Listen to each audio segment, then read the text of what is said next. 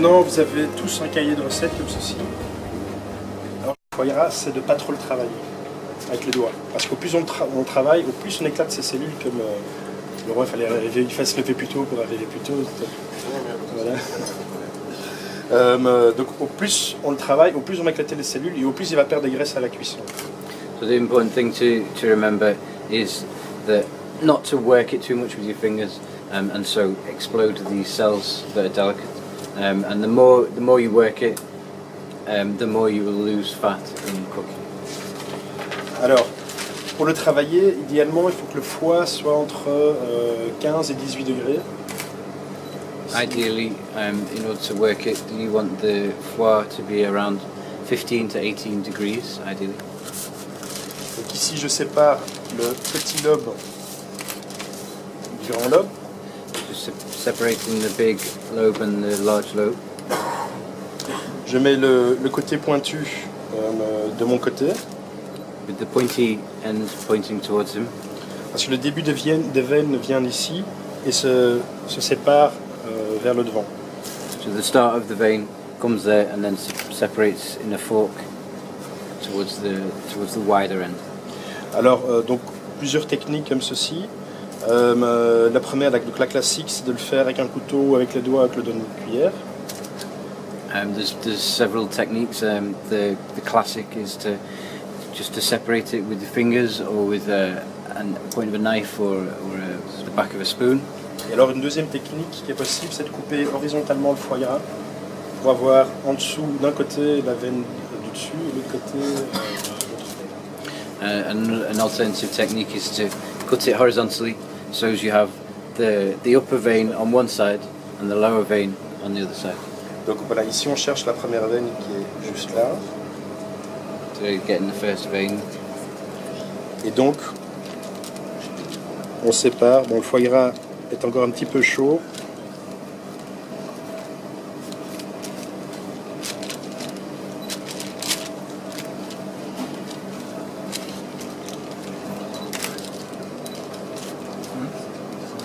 Et donc le tout, c'est assez simple, le tout c'est de suivre la veine convenablement.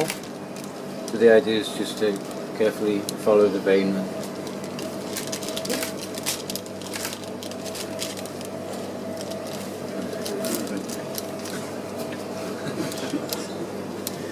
Le scanner, s'il avait su que ça allait être une vedette.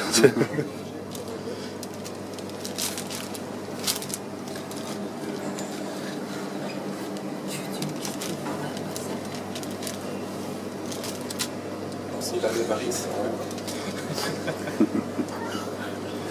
T'es content de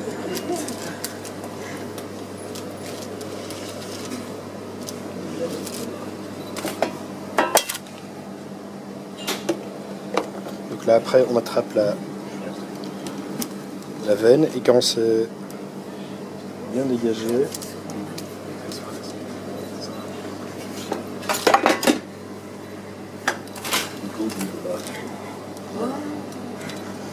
alors maintenant tous aller à la pêche, chercher la deuxième veine en dessous. Then you have to go for the next vein, which is parallel to it, lower.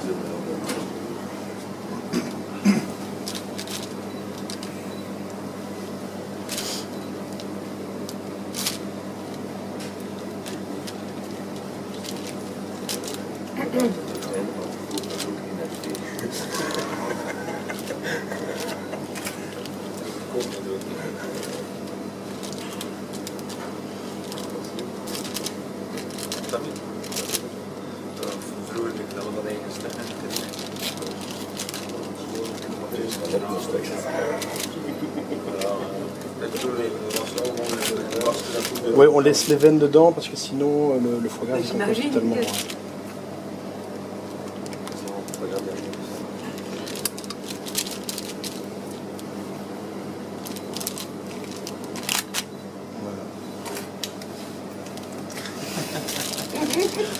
Il l'a eu.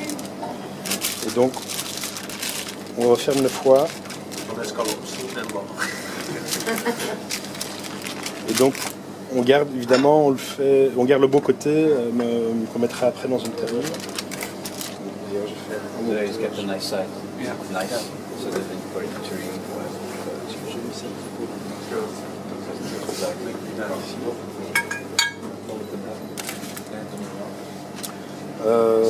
Ouais, bon, d'abord, ce qu'il faut faire, donc, je vais parler de l'assaisonnement. Donc quand votre foie gras est comme ça, on va l'assaisonner. Alors, avant, ils mettaient beaucoup plus de sel pour la conservation.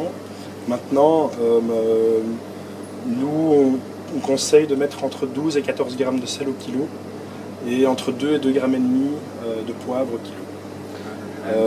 Si on met du Porto, on va mettre 5 centilitres au kilo. Si on met plutôt un alcool fort comme du cognac, du whisky, etc., ce sera plutôt 3 centilitres. So now he's going to season it. Back in the day, back in the day, I'm going to say that in a straightforward way. In the past, they used to put a lot more salt in order to preserve the foie gras. Now the fashion is to put rather less in. They can advise between 12 and 14 grams of salt per kilo, and between 2.5 and 3 grams of pepper. 2 to 3.5. Hmm? 2 to 2.5. Okay, 2 to 2.5 grams of pepper per kilo, and about 5 centilitres. 5 centilitres pour les alcools moins forts, oui. Moins forts, et 5 pour les alcools forts. Et combien pour les alcools? 5. 3 pour les non, pardon. 5 pour les alcools faibles et 3 pour les alcools. So, if you're going to put something like port, an alcohol around about 20 degrees, 20%, about 5 centiliters per kilo is advised. Het is moeilijker omdat er stronger alcohols such as whiskey or armagnac or brandy, something like that. On erop laten more like zien. 3 centiliters per Ja, maar het is daarom dat ik heb vragen ook. Je doet het niet met een mesje. Ik heb het altijd met mijn handen gedaan. Maar ik heb wel een mesje bij om... voilà. Het is eigenlijk even zo. Je wilt ook met een lepel kunnen doen. Hè. Ja, maar het probleem is dat ik af en toe, als ik dat zo deed, dan scheurde hij mijn nerf halverwege en dan begint het te sukken. Ja.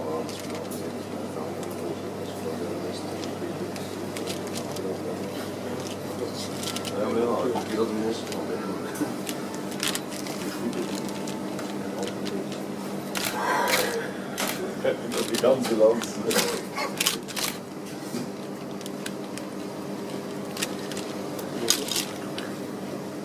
Je ziet, het is wel moeilijker met de... Het is niet dat er een rook mee in zat.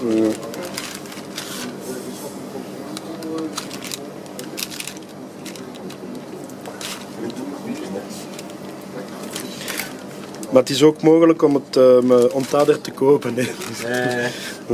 Dan is dat wel minder werk aan. En, voilà. Allemaal diepe voor een penny, ja. Ik heb nog een pakje bij om te laten zien. Ja, maar is het altijd diep bevroren? Neem hem tot uw vers. Maar alleen op bestelling. Ja, als je weet dat we dat van al zetten, gaat dan een week ja, het is diep. Jawel, maar op bestelling. We leveren daar elke week. Ja, dat kan ook voor de week zijn.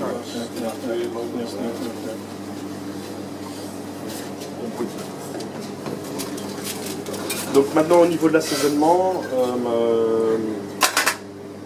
donc on l'assaisonne, comme j'expliquais, le sel, poivre plus l'alcool. On le filme et on le laisse idéalement 2-3 heures en chambre froide pour que le sel et l'alcool pénètrent. Seasoning, sorry. Seasoning with the salt, pepper and alcohol, and then leave it in the fridge for an hour or two so that the seasoning penetrates.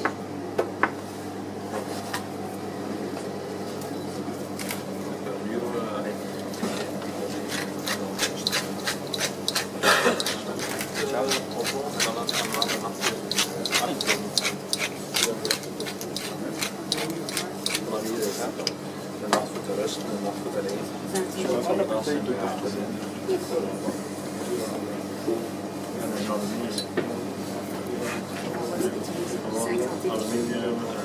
Ouais, tu fais à l'œil.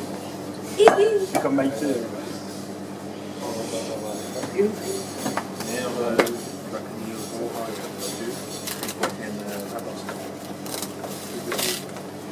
Donc ici, pendant 1 heure, je vais laisser comme ça, puis dans 1 heure, je vais le retourner pour qu'il se mélange bien avec l'autre. Just going to leave it like that for an hour, and then in an hour, turn it over so that it mixes. Alors au niveau des cuissons, l'idéal c'est d'atteindre 45 degrés à cœur.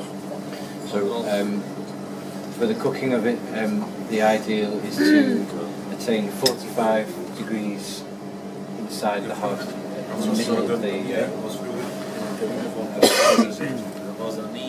Et donc bon, plusieurs techniques, que ce soit sous vide, que ce soit dans un four classique.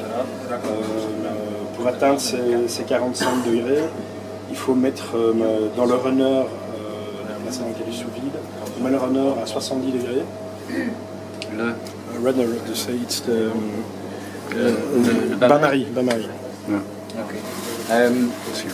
So there's various different techniques of doing it. You can either put it in a classic oven or sous vide and then in a bain-marie or in a steam oven. But always the ideal is to attain 45 degrees in the center. And the outside temperature? The outside temperature. Well, et la température de l'extérieur? 70 degrés. 70. Le bain-marie. So you put it in a bain-marie, for example, at 70 degrees. Donc, tout dépend évidemment de la taille du foie gras. Si c'est une terrine qui fait 1,5 kg assez épaisse, là, il faudra le mettre plutôt 25 minutes au four. Dans ce cas-ci, par exemple, un quart d'heure, c'est suffisant. So it all depends on the size. Obviously, the larger you're going to do a great big terrine, then it's going to need longer cooking balls, so more gentle. Cuit plus doucement si c'est plus gros ou... Non, c'est le plus longtemps. Just for longer. The same temperature but for longer. If you see some of these Atlantic Coast terrines, he's got the fat layer all around the terrine. How does he do that? Because normally the fat comes on top. I think he's cooking his foie gras and then he puts his fat around it. Yeah? I think. Normally, because normally the fats go To the top. to the top. Yeah. Ja, hij heeft van die boeken en die heeft hij op een terrientje en dan zit dat vet helemaal perfect in. Als een soort paté. Ja, Alors donc une ancienne méthode pour cuire le foie gras, c'était le cuire, c'est le confire. Le confire le foie gras.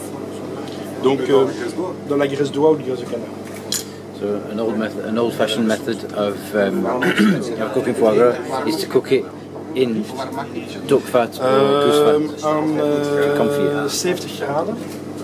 En daarna doe u uw eendenlever in het vet. Ja.